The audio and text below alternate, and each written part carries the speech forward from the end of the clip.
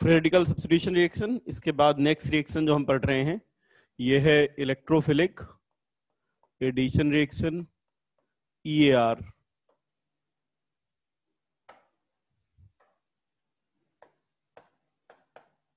Electrophilic addition reaction and electrophilic addition reaction is fundamental property of alkene and alkyne। तो alkene और alkyne जिस mechanism से react करते हैं वो रिएक्शन है इलेक्ट्रोफिलिक एडिशन रिएक्शन।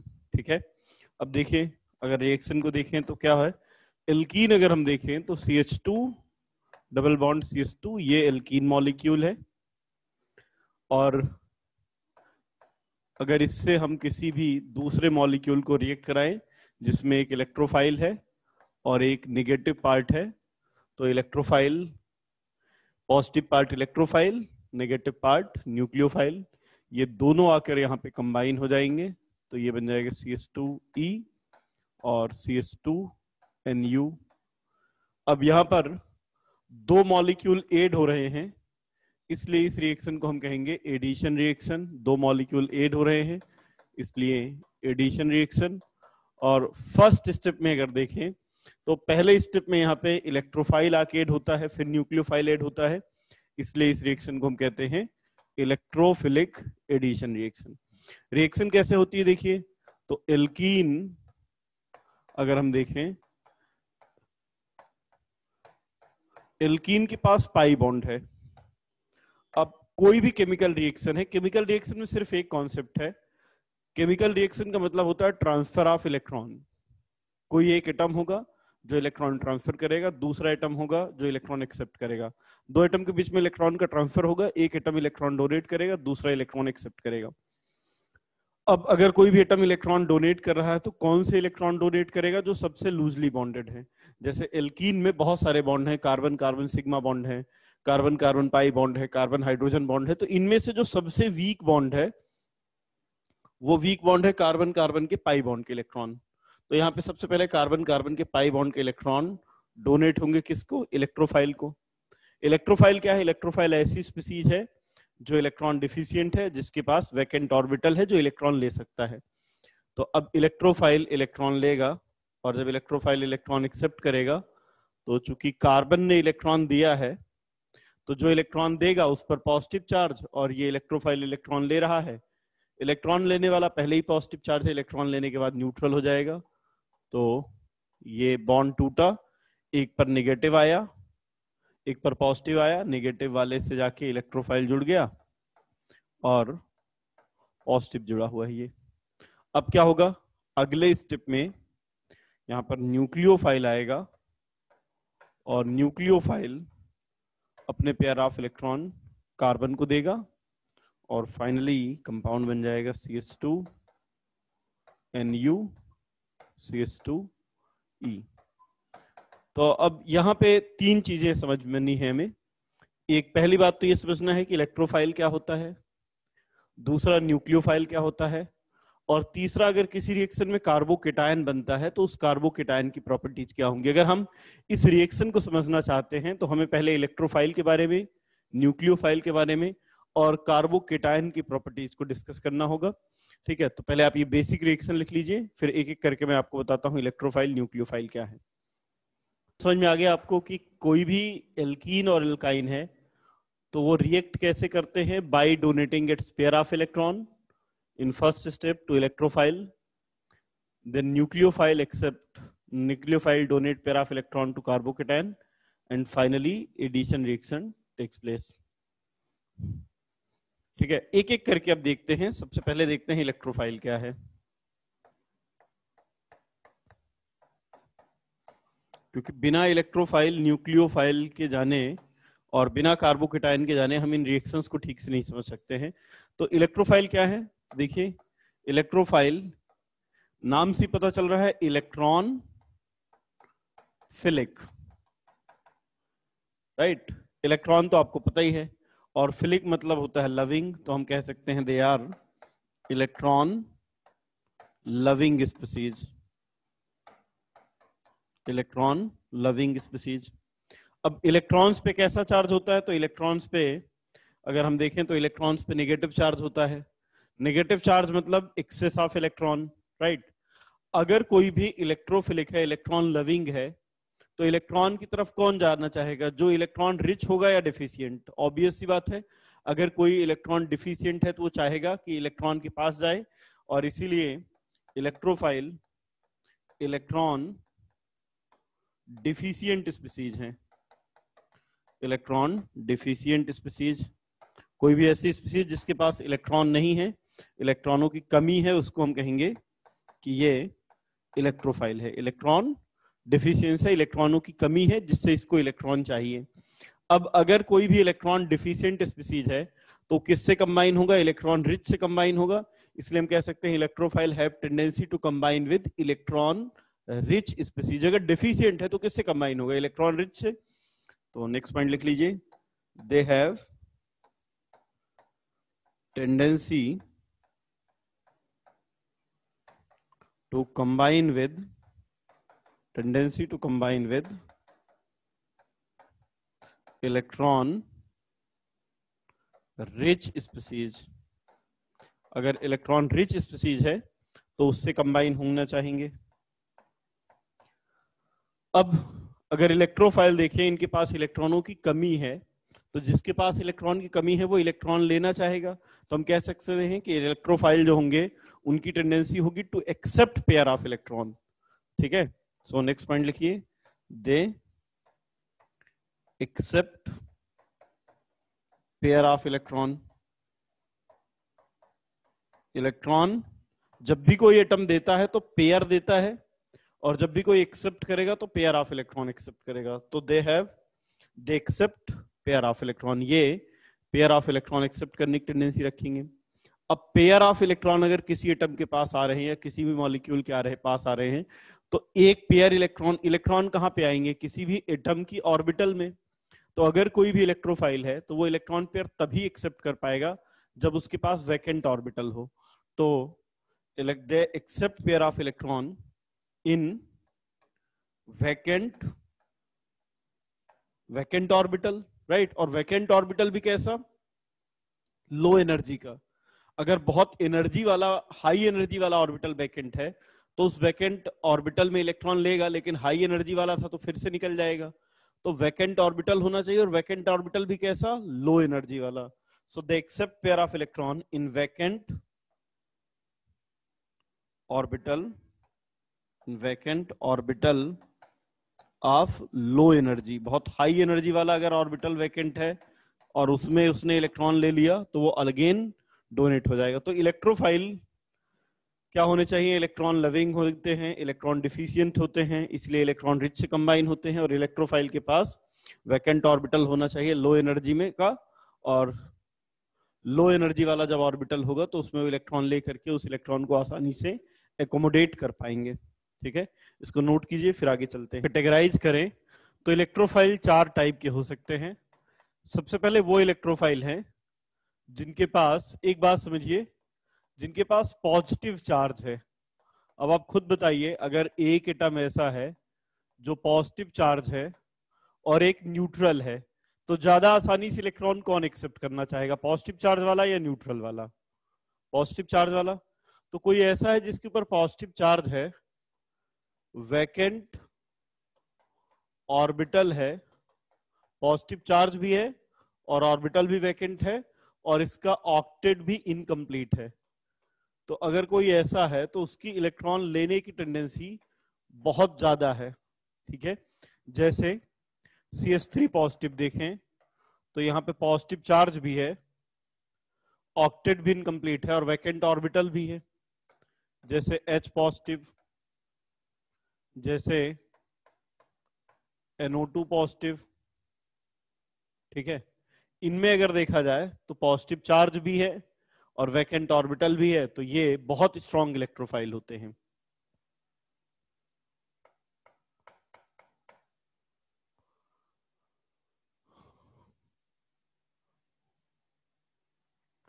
दूसरे वो हैं जिनके पास पॉजिटिव चार्ज जिनके पास वैकेंट ऑर्बिटल है, जिनके पास पॉजिटिव चार्ज है ना, पॉजिटिव चार्ज है लेकिन ऑक्टेट कंप्लीट है,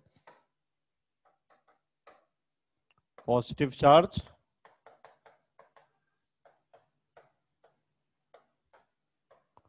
but positive charge and vacant orbital.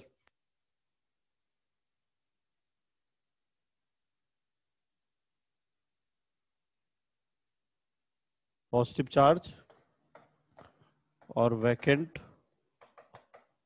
Orbital, जैसे CH3CO पॉजिटिव, NO पॉजिटिव, है ना, पॉजिटिव चार्ज है लेकिन ऑक्टेट कंप्लीट है। तीसरे वो होते हैं जिनके पास वैकेंट ऑर्बिटल है, ठीक है, वैकेंट ऑर्बिटल है, जैसे SO3 है, इलेक्ट्रोफाइल है, वैकेंट ऑर्बिटल है इसके पास सल्फर के पास, ठीक है, जैसे BH3 है, पॉजिटिव चार्ज है, वैकेंट ऑर्बिटल है, AlCl3 है, ZnCl2 है ये। फिर वो होते हैं वैकेंट ऑर्बिटल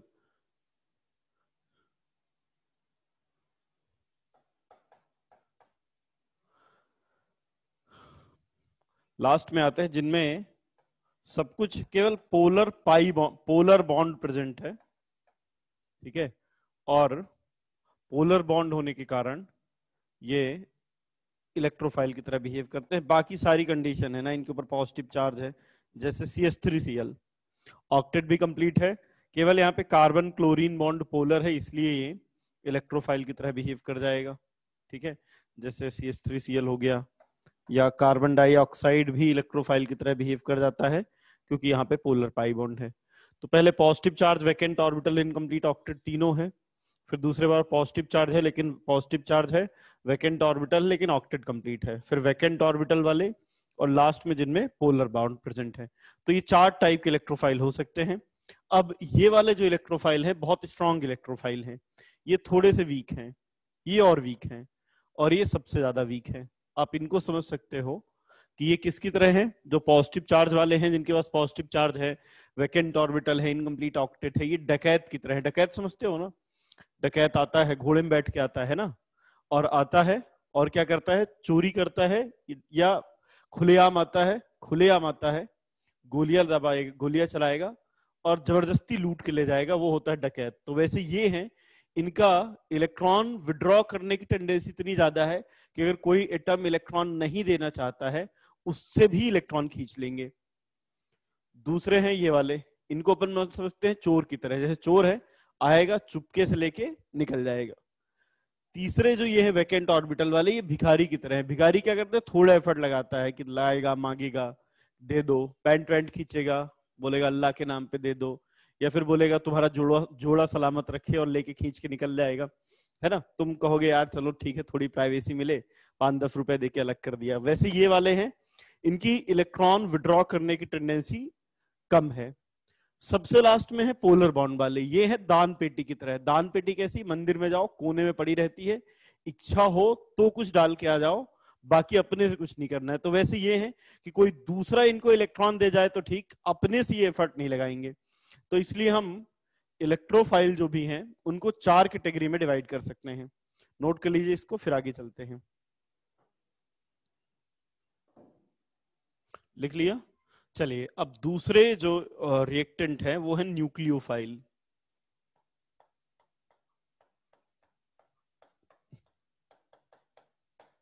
तो देखिए न्यूक्लियोफाइल, नाम से ही पता चल रहा है, न्यूक्लियोफाइल, न्यूक्लियस लविंग, राइट। अब न्यूक्लियस लविंग, जैसे इलेक्ट्रोफाइल की अगर हम बात करें तो इलेक्ट्रोफाइल कैसे थे, इलेक्ट्रॉन लविंग। ये कैसे होंगे, न्यूक्लियस लविंग।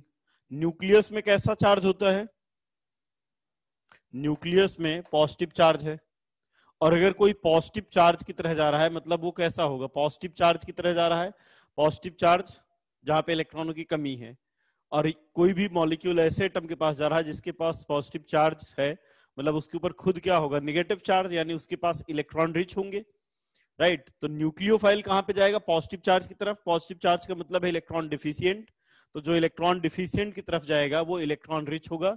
इसलिए न्यूक्लियोफाइल की अगर हम बात करें तो they are electron rich species, ये इलेक्ट्रॉन रिच स्पीसीज है। अब अगर कोई इलेक्ट्रॉन रिच है तो वो किससे कंबाइन होगा, इलेक्ट्रॉन रिच इलेक्ट्रॉन डिफिशियंट से कंबाइंड होगा। तो नेक्स्ट पॉइंट लिख लीजिए, they have tendency to combine with, they have tendency to combine with electron deficient species। ये इलेक्ट्रॉन डिफिशियंट से कंबाइन होंगे, इलेक्ट्रॉन रिच है तो इलेक्ट्रॉन डिफिशियंट से कंबाइन होंगे। अब इलेक्ट्रोफाइल का काम क्या होता है, पेयर ऑफ इलेक्ट्रॉन एक्सेप्ट करना। न्यूक्लियोफाइल का काम क्या है, पेयर ऑफ इलेक्ट्रॉन डोनेट करना। नेक्स्ट पॉइंट लिख लीजिए, they have tendency to donate pair of electron. ये क्या कहेंगे, पेयर ऑफ इलेक्ट्रॉन डोनेट करेंगे।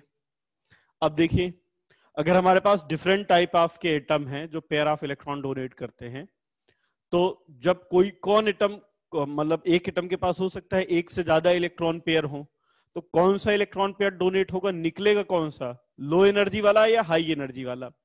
तो सबसे पहले वो निकलेगा जो सबसे हाई एनर्जी में है। इलेक्ट्रॉन कैसे निकलते हैं कि पहले हाई एनर्जी में, ठीक है।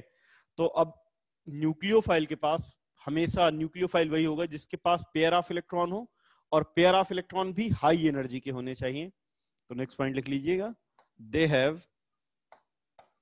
Pair of electron, pair of electron in high energy orbital. क्योंकि अगर लो एनर्जी ऑर्बिटल में इलेक्ट्रॉन होगा तो फिर वो रिमूव नहीं होगा। तो न्यूक्लियोफाइल वो है जिसके पास हाई एनर्जी का पेयर ऑफ इलेक्ट्रॉन है। अब अगर कोई भी एटम है जो लोन पेयर डोनेट करता है, तो उसकी जो भी लोन पेयर की डोनेट करने की टेंडेंसी होती है वो न्यूक्लियोफिलिसिटी होती है। न्यूक्लियोफिलिसिटी क्या है, ये tendency to donate pair of electron. अगर किसी एटम की पेयर ऑफ इलेक्ट्रॉन को डोनेट करने की टेंडेंसी ज्यादा है तो हम कहेंगे उसकी न्यूक्लियोफिलिसिटी ज्यादा है। Nucleophilicity is directly proportional to tendency to donate pair of electron.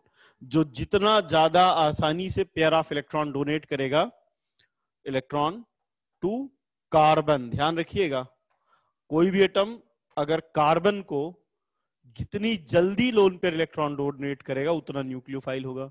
Nucleophilicity का सीधा मतलब है tendency to donate pair of electron to carbon.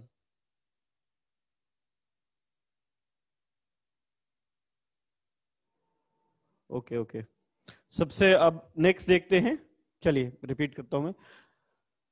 Next है, पहले हमने क्या देखा, न्यूक्लियोफाइल कितने टाइप के हैं, ये न्यूक्लियोफाइल के बारे में देखा। अब देखते हैं न्यूक्लियोफाइल कितने टाइप के हैं। तो एक हो सकते हैं नेगेटिव चार्ज डोनर। सबसे आसानी से इलेक्ट्रॉन कौन देगा, सबसे आसानी से इलेक्ट्रॉन देंगे जिनके पास नेगेटिव चार्ज है।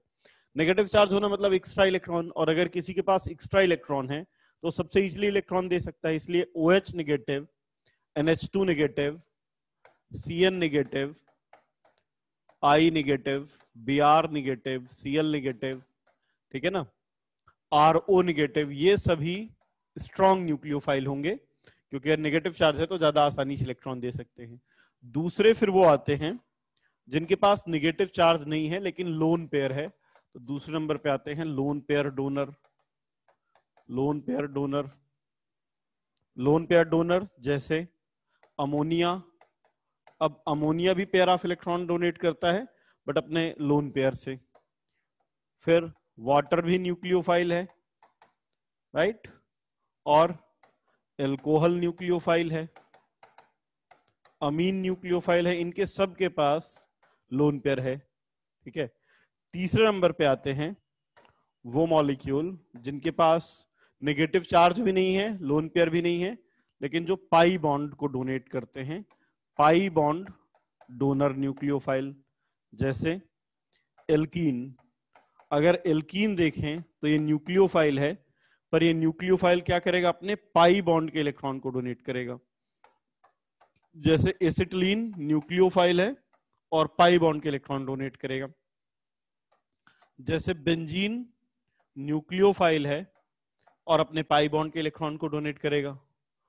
ठीक है, अब आप खुद सोचिए, सबसे आसानी से कौन डोनेट होगा, negative charge. Then lone pair, lone pair क्यों ज्यादा आसानी से डोनेट होगा पाई बॉन्ड के कंपैरिजन में, क्योंकि पाई बॉन्ड के जो इलेक्ट्रॉन हैं उनको दो न्यूक्लियस अट्रैक्ट कर रहे हैं, जो लोन पेयर है उसको केवल एक नाइट्रोजन का न्यूक्लियस अट्रैक्ट कर रहा है। तो जब दो अट्रैक्ट करेंगे तो फोर्स ऑफ अट्रैक्शन ज्यादा होगा, इसलिए लोन पेयर ज्यादा इजीली डोनेट होगा, फिर पाई बॉन्ड। और सिग्मा बॉन्ड तो सबसे स्ट्रांग होता है, इसलिए जो सिग्मा बॉन्ड डोनर हैं वो और वीक न्यूक्लियोफाइल होंगे। सिग्मा बॉन्ड डोनर जिनमें सिग्मा बॉन्ड के इलेक्ट्रॉन मूव करते हैं, जैसे ग्रिग्नार्ड रिएजेंट RMGX, यहाँ पे सिग्मा बॉन्ड के इलेक्ट्रॉन मूव करेंगे। जैसे R2ZN फ्रैंकलैंड रिएजेंट, R2CuLi, इनमें सब में सिग्मा बॉन्ड डोनर हैं। तो ये हो जाएगा न्यूक्लियोफिलिसिटी का सीक्वेंस। नेक्स्ट देखिए, एक टॉपिक है यहाँ पर न्यूक्लियोफिलिसिटी। ठीक है ना, कि किसकी न्यूक्लियोफिलिसिटी ज्यादा होगी, किन फैक्टर्स पर न्यूक्लियोफिलिसिटी डिपेंड करती है। ठीक है, तो एक फैक्टर है इलेक्ट्रोनेगेटिविटी। मैं अलग अलग फैक्टर्स के थ्रू एक्सप्लेन कर देता हूं कि किसकी न्यूक्लियोफिलिसिटी ज्यादा होगी। जैसे मान लो हमारे पास CH3 निगेटिव है, NH2 निगेटिव है, OH निगेटिव है और F निगेटिव है। अब इनमें देखना है न्यूक्लियोफिलिसिटी किसकी ज्यादा है। तो कार्बन, नाइट्रोजन, ऑक्सीजन, फ्लोरीन में अगर इलेक्ट्रोनेगेटिविटी देखें तो इलेक्ट्रोनेगेटिविटी सबसे ज्यादा फ्लोरीन की है। और अगर किसी एटम की इलेक्ट्रोनेगेटिविटी ज्यादा है तो इलेक्ट्रोनेगेटिविटी ज्यादा मतलब लोन पेयर को होल्ड करने की टेंडेंसी ज्यादा, और अगर होल्ड करने की टेंडेंसी ज्यादा तो डोनेट करने की टेंडेंसी कम। इसलिए न्यूक्लियोफिलिसिटी सबसे ज्यादा इसकी होगी। ये बेस्ड है किसमें, बेस्ड ऑन इलेक्ट्रोनेगेटिविटी। जिसकी इलेक्ट्रोनेगेटिविटी ज्यादा उसकी न्यूक्लियोफिलिसिटी कम। न्यूक्लियोफिलिसिटी सबसे ज्यादा किसकी हो जाएगी, CH3 निगेटिव की।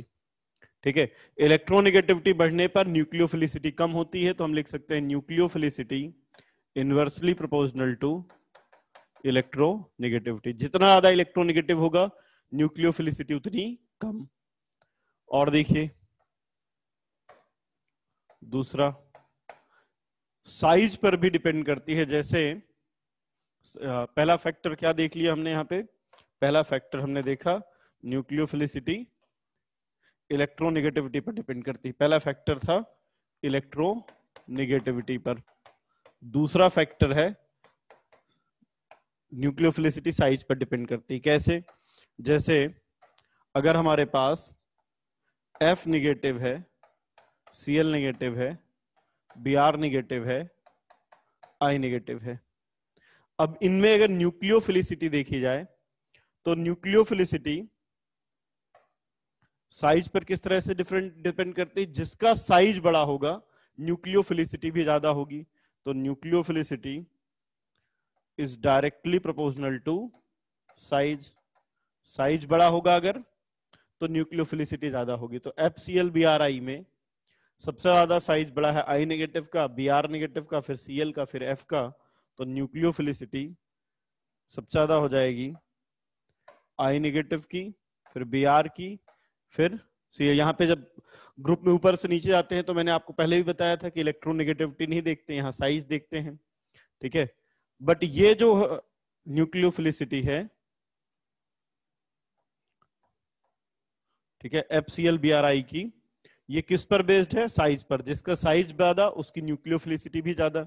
जैसे मैं अगर आपसे पूछूं कि RO निगेटिव है और RS निगेटिव है, किसकी न्यूक्लियोफिलिसिटी ज्यादा होगी, तो आप कहेंगे RS निगेटिव की। ठीक है, लेकिन ये जो न्यूक्लियोफिलिसिटी है ये एक्वस मीडियम में है। अगर हम इसको CCl4 में रखें तो CCl4 में या नॉन पोलर सॉल्वेंट में न्यूक्लियोफिलिसिटी का ऑर्डर डिफरेंट होगा। अब जो न्यूक्लियोफिलिसिटी है वो चार्ज डेंसिटी पर डिपेंड करेगी।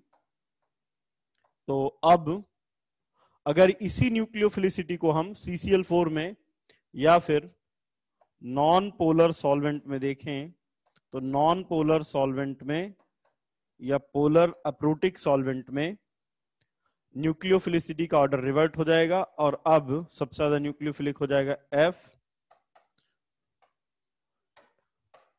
F, Cl, Br और I। तो ये भी ध्यान रखना है कि न्यूक्लियोफिलिसिटी साइज पर डिपेंड करेगी और न्यूक्लियोफिलिसिटी सॉल्वेंट पर भी डिपेंड करेगी। सॉल्वेंट चेंज करने पर न्यूक्लियोफिलिसिटी का ऑर्डर रिवर्ट हो जाता है। एक्वस मीडियम में I नेगेटिव और CCl4 या नॉन पोलर सॉल्वेंट जिसका डाइपोल मोमेंट 0 है, उनमें सबसे ज्यादा न्यूक्लियोफिलिसिटी F नेगेटिव की होगी, क्योंकि अब यहां पे चार्ज डेंसिटी पर डिपेंड करेगा। ओके, चलिए और देखिए कौन से फैक्टर हैं। तीसरा फैक्टर है जो न्यूक्लियोफिलिसिटी को अफेक्ट करता है, वो है रेजोनेंस। जैसे अगर हमारे पास एक है RO नेगेटिव, एक है फिनॉक्साइड आयन, एक है एसीटेट आयन और एक है सल्फोनेट आयन, तो नेगेटिव आयन जितना ज्यादा रेजोनेंस में इन्वॉल्व होगा न्यूक्लियोफिलिसिटी उतनी कम होगी। लिख सकते हैं nucleophilicity is inversely proportional to charge involved in resonance. जैसे यहां पर बिल्कुल रेजोनेंस में नहीं है तो सबसे ज्यादा न्यूक्लियोफिलिसिटी, जहां पे बिल्कुल भी रेजोनेंस में नहीं है वहां सबसे ज्यादा न्यूक्लियोफिलिसिटी। अब जैसे जैसे जैसे यहाँ पे रेजोनेंस है, न्यूक्लियोफिलिसिटी कम हो गई। यहाँ पे इक्विवेलेंट रेजोनेंस है, न्यूक्लियोफिलिसिटी और कम हो गई। यहाँ पे 3 इक्विवेलेंट रेजोनेंस है तो न्यूक्लियोफिलिसिटी मिनिमम हो जाएगी। तो अगर लोन पे रेजोनेंस में इन्वॉल्व है तो न्यूक्लियोफिलिसिटी घट जाएगी। फोर्थ फैक्टर है क्राउडिंग। अगर क्राउडिंग बढ़ेगी तो न्यूक्लियोफिलिसिटी घटेगी। जैसे अगर हमारे पास एक है टर्सरी ब्यूटॉक्साइड, एक टर्सरी ब्यूटॉक्साइड है और एक है इथॉक्साइड, और इन दोनों में देखना है न्यूक्लियोफिलिसिटी किसकी ज्यादा है। तो चूंकि क्राउडिंग यहां पे बढ़ गई है तो nucleophilicity is inversely proportional to crowding. Crowding बढ़ेगा तो न्यूक्लियोफिलिसिटी कम होगी। तो इन दोनों में अगर देखें तो फर्स्ट मॉलिक्यूल मोर क्राउडेड है तो न्यूक्लियोफिलिसिटी सेकंड की ज्यादा होगी। क्राउडिंग के साथ साथ न्यूक्लियोफिलिसिटी कम होती जाती है। नोट कर लीजिए, फिर आगे चलते हैं। बिल्कुल, क्राउडिंग बढ़ने पर न्यूक्लियोफिलिसिटी, देखिए अल्फा इफेक्ट अगर कहीं लग रहा है तो अल्फा इफेक्ट के कारण न्यूक्लियोफिलिसिटी बढ़ेगी। जैसे अगर हमारे पास एक है हाइड्रोजन NH2 यहां पर भी नाइट्रोजन डोनर है, और एक है अमोनिया, तो जब लोन पेयर के बगल में लोन पेयर है, दोनों एक दूसरे को रिपेल करेंगे, तो ये चाहेगा कि अपना लोन पे इलेक्ट्रॉन डोनेट कर दे। तो इसलिए जहां पर अल्फा इफेक्ट लगेगा उसकी न्यूक्लियोफिलिसिटी ज्यादा होगी। जैसे अगर हमारे पास H2O है, यहाँ पे ऑक्सीजन के पास लोन पेयर है और दूसरा हाइड्रो पेरोक्साइड आयन है, ये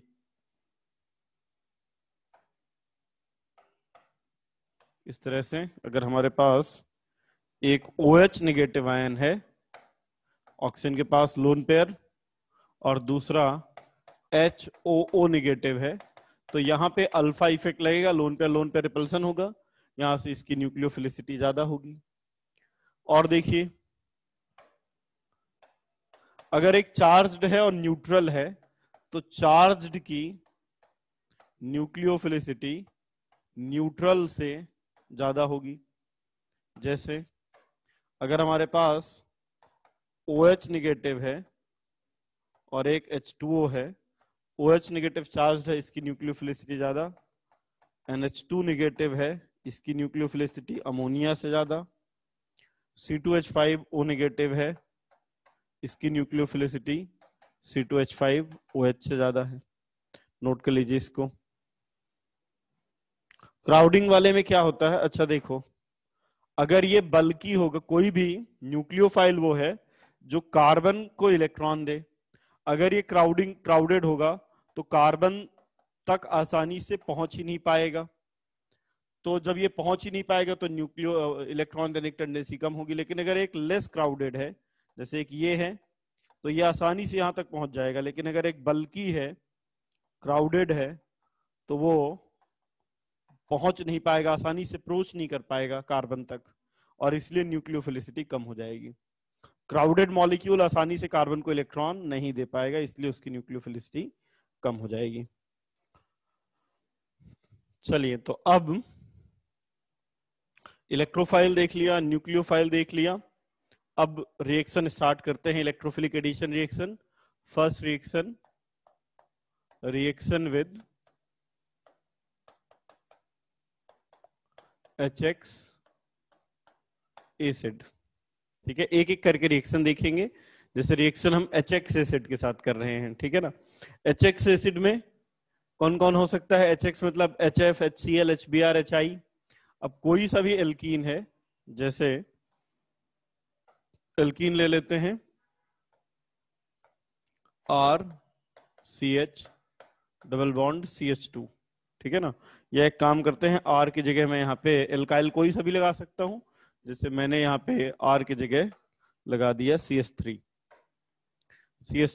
CH डबल बॉन्ड CH2। इसकी रिएक्शन HCl से करता हूं तो क्या प्रोडक्ट बनेगा, तो यहाँ पे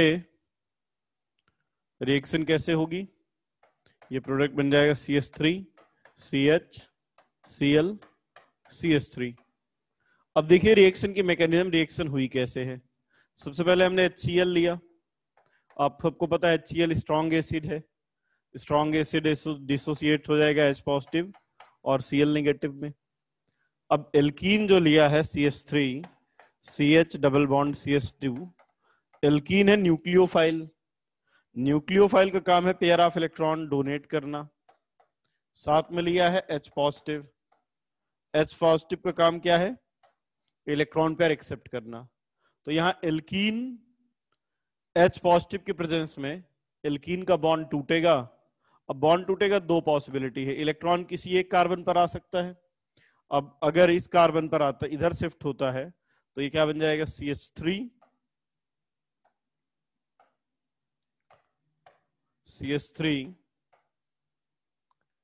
CH पॉजिटिव, है ना। इस पर नेगेटिव आया, इस पे हाइड्रोजन जुड़ गया, CH3 ये बन गया। अब यहाँ पे एक पॉसिबिलिटी ये भी हो सकती थी, हो सकता था कि इलेक्ट्रॉन इस तरह से ना शिफ्ट करे, इलेक्ट्रॉन ऐसा शिफ्ट हो जाए। और अगर इलेक्ट्रॉन इस तरह शिफ्ट होता तो अब जो कार्बोकेटायन बनता वो कैसा बनता, वो कुछ इस तरह से CH3 CH2 और CH2 पॉजिटिव, ठीक है। अब अगले स्टेप में Cl नेगेटिव आके कंबाइन होगा, Cl नेगेटिव आकर कंबाइन होगा। तो दो पॉसिबिलिटी है यहां पर भी, Cl नेगेटिव अगर इस पे आके कंबाइन होता है तो एक प्रोडक्ट, और इस पे कंबाइंड होता है तो दूसरा प्रोडक्ट। तो यहाँ पे दो पॉसिबल प्रोडक्ट हैं, कौन कौन से, एक तो हो सकता है CH3 CH Cl CH3,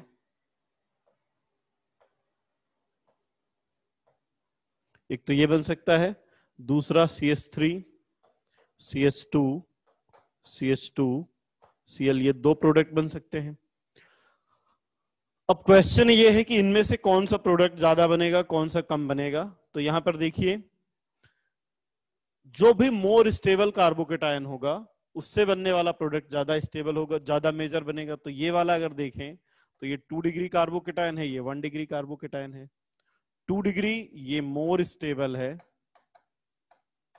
तो मोर स्टेबल से बनने वाला product major, right.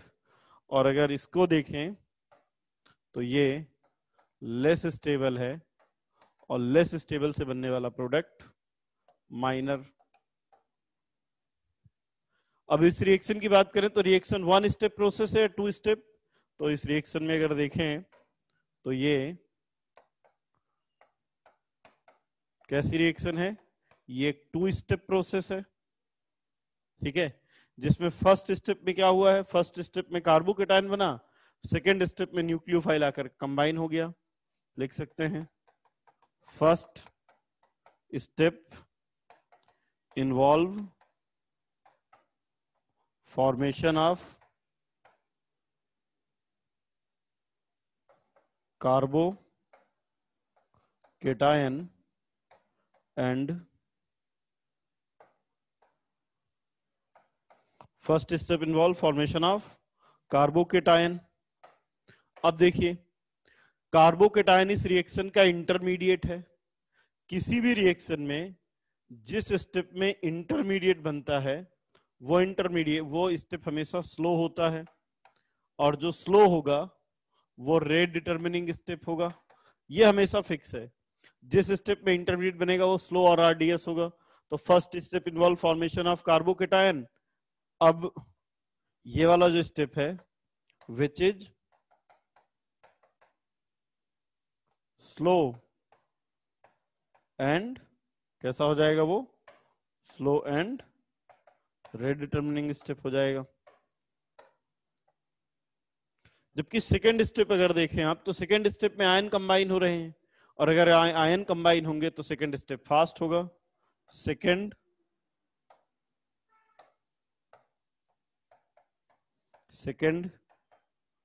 Step involve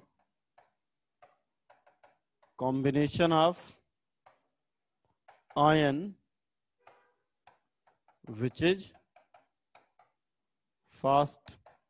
यहां तक तो आपको सारी पॉइंट समझ में आए होंगे। पहले एल्कीन न्यूक्लियोफाइल की तरह बिहेव किया, ठीक है, एल्कीन ने अपना pair of electron carbon hydrogen को दिया, हाइड्रोजन ने कार्बोकेटायन बना, सेकेंड स्टेप में Cl नेगेटिव आया, ठीक है ना।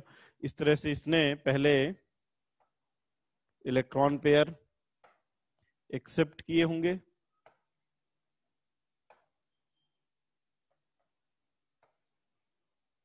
ये तो दो पॉसिबिलिटी, कार्बोकेटायन इस पर बन सकता था, इस पर। कौन सा बना? जो मोर स्टेबल था वो ज्यादा बना, मोर स्टेबल ज्यादा बना, इसलिए उससे बनने वाला प्रोडक्ट भी ज्यादा। लेस स्टेबल कम बना, तो उससे बनने वाला प्रोडक्ट भी कम।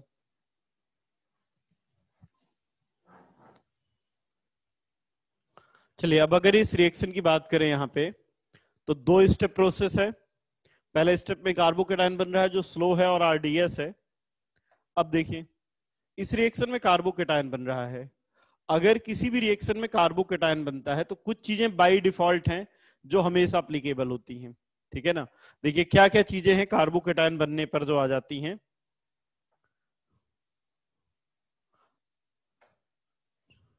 जब भी किसी रिएक्शन में कार्बोकेटायन बनेगा तो वहां पे rate of reaction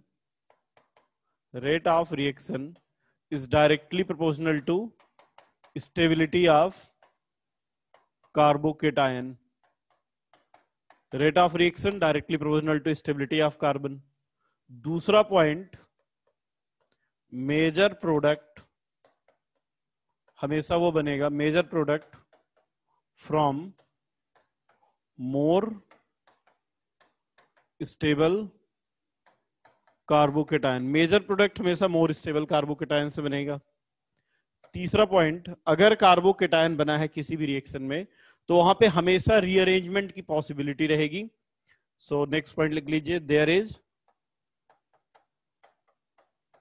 possibility of rearrangement. क्या होता है रीअरेंजमेंट, अभी अपन सीखेंगे। There is always possibility of rearrangement, rearrangement हो सकता है। और दूसरा, if new chiral carbon is formed, अगर नया कायरल कार्बन बना है, देन पेयर ऑफ एनांसियोमर। ये 4 चीजें हैं जो बाय डिफॉल्ट कभी भी किसी रिएक्शन में कार्बोकेटायन बनेगा तो ये 4 चीजें आपको ध्यान रखना, ये 4 चीजें हमेशा लगनी है। अब अगर हम इस रिएक्शन की बात करें तो इसमें 2 पॉसिबल प्रोडक्ट हैं, 2 क्लोरोप्रोपेन और 1 क्लोरोप्रोपेन, ठीक है। तो कई बार ऐसा होगा कि एक ही प्रोडक्ट बने, और कभी ऐसा भी होगा जब एक से ज्यादा प्रोडक्ट बने। और कोई भी रिएक्शन जिसमें एक से ज्यादा प्रोडक्ट बनते हैं वो रिएक्शन रेजियो सेलेक्टिव होती है। ये तो कार्बोकेटायन जहां बनेगा, कार्बोकेटायन, इफ कार्बोकेटायन फॉर्म्ड, ये चीजें हमेशा अप्लीकेबल होंगी। कार्बोकेटायन बना है तो ये चीजें हमेशा बनेंगी। लेकिन कुछ पॉइंट हैं जो इस इलेक्ट्रोफिलिक एडिशन रिएक्शन से रिलेट कर रहे हैं। जैसे इलेक्ट्रोफिलिक एडिशन रिएक्शन में, यानी इस प्रीवियस रिएक्शन में देखें हम हैलोजनेशन में, तो इसमें दो प्रोडक्ट बन रहे हैं। और अगर किसी भी रिएक्शन में एक से ज्यादा प्रोडक्ट बनते हैं और कोई एक प्रोडक्ट ज्यादा बनता है तो रिएक्शन रेजियो सेलेक्टिव होती है। तो हम लिख सकते हैं electrophilic addition reaction is regioselective reaction.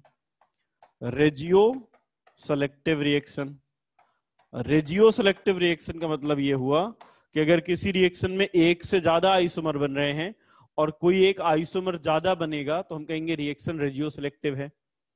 And रेजियो selectivity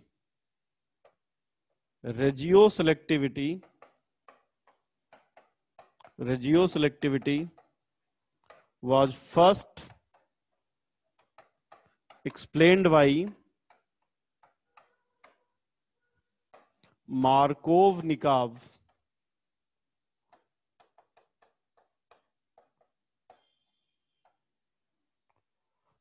पहली बार इसकी रिएक्शन की रेजियो सेलेक्टिविटी मार्कोवनिकॉव ने एक्सप्लेन किया। क्या कहा इन्होंने कहा negative part of attacking reagent goes to that carbon which is having less hydrogen.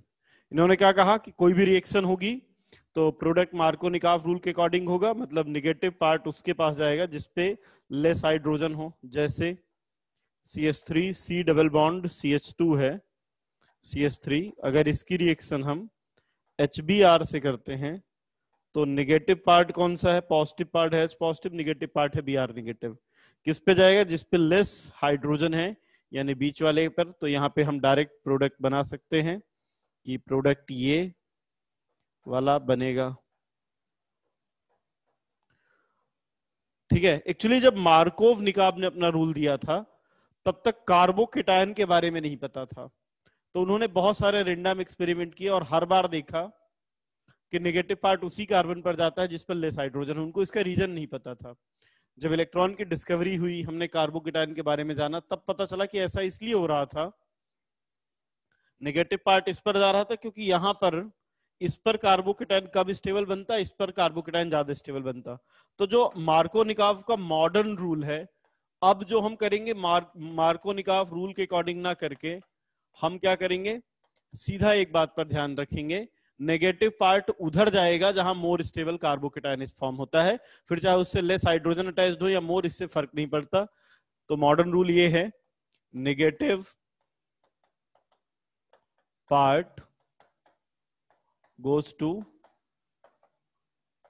that carbon where more stable carbocation is formed. Negative part उधर जाएगा जहां पे मोर स्टेबल कार्बोकेटायन बनेगा। ठीक है, तो इसको लिख लीजिए, फिर मॉडर्न रूल देखते हैं।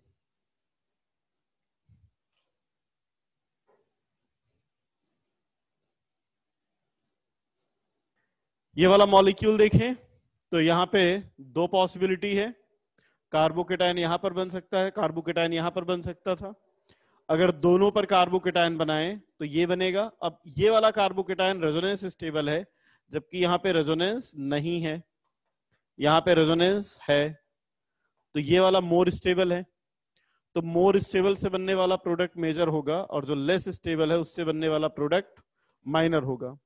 जबकि ये मॉलिक्यूल मार्कोनिकॉव रूल को फॉलो नहीं कर रहा है। मार्कोनिकॉव रूल तो क्या कह रहा था कि नेगेटिव पार्ट उस पे आना चाहिए जहां पे लेस हाइड्रोजन हो। देखो प्रीवियस स्लाइड में negative part of attacking reagent goes to that carbon having less hydrogen.